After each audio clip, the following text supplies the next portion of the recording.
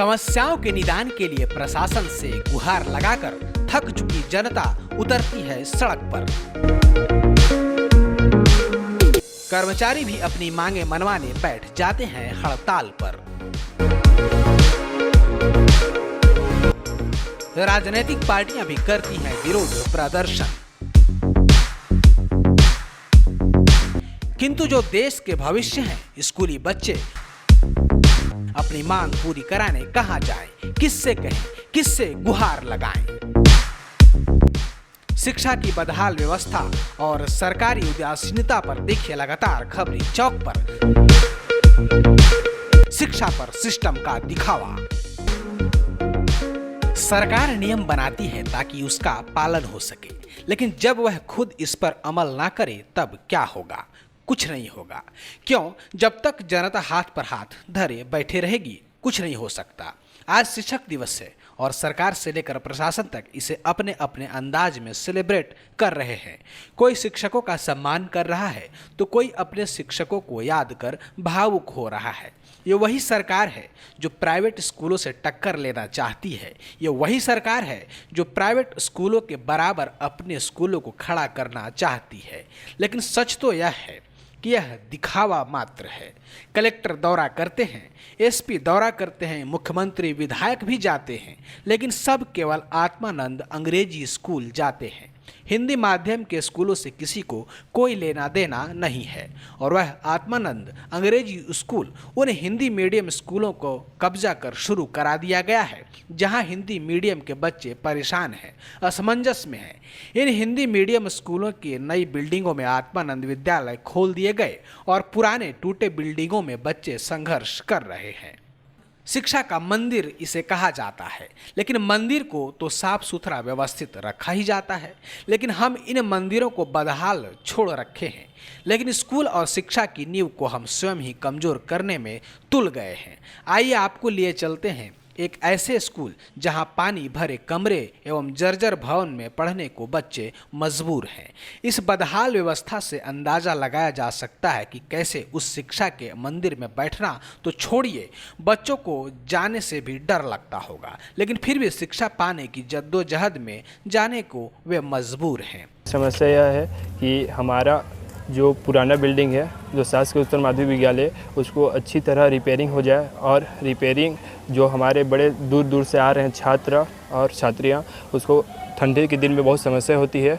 इससे हमें भी बहुत दिक्कत होती है। बरसात के दिन में यह दिक्कत हो रही है कि ऊपर से पानी चू रही है और ऊपर से यह डर रहता है कि कुछ गिरे मत, मतलब बैठने में, और मतलब पानी भर जाती है क्लास में। इससे छात्र इधर से उधर जाते हैं, पानी आती है तो अच्छा।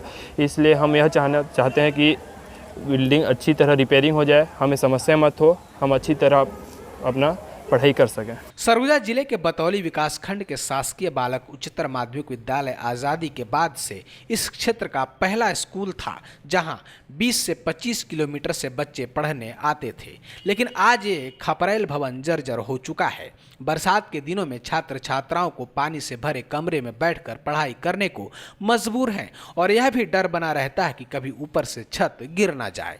ऐसे में छात्र छात्राएं चाहते हैं कि उनके स्कूल का भवन जल्द से जल्द मरम्मत हो जाए, जिससे कि पढ़ाई करने में किसी तरह की कठिनाइयों का सामना ना करना पड़े। हमारे स्कूल में सर जैसे क्या बोलते हैं, अब छत से पानी चू रहा है, बहुत पुराना पुराना बिल्डिंग है सर, तो हम लोग को बहुत समस्या होना पड़ता है।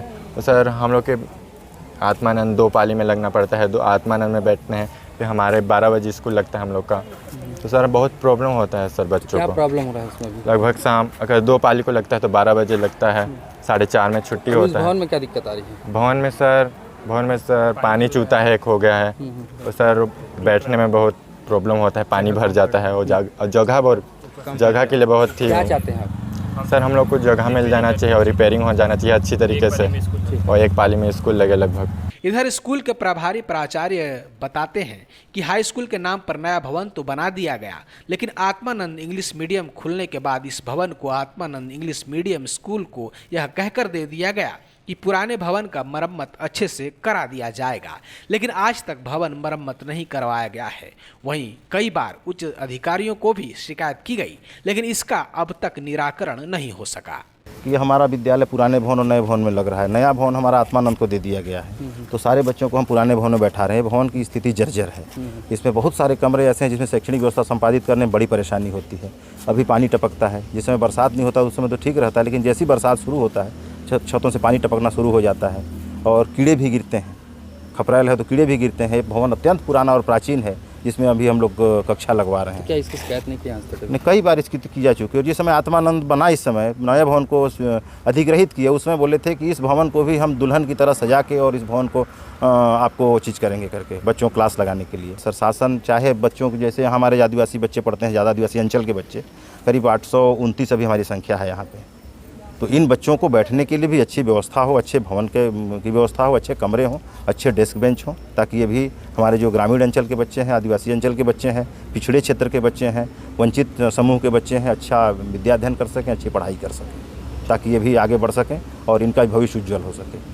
बहरहाल शिक्षा व्यवस्था और स्कूल भवन के लिए करोड़ों रुपए सरकार खर्च करती है, लेकिन सिस्टम की लापरवाही की वजह से इस तरह के मामले सामने आते रहते हैं। वहीं इस खंडहर हो चुके भवन में पढ़ाई करने वाले छात्र छात्राओं को डर तो बना ही रहता है कि कहीं कोई हादसा ना हो जाए। अब देखना होगा कि जिला प्रशासन इस स्कूल के लिए क्या पहल करती है।